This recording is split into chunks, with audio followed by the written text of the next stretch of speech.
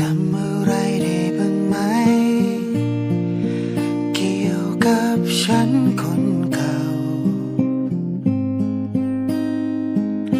เพลงเดิมๆที่เคยเป็นของเราเธอยังร้องยังฟังอยู่ไหม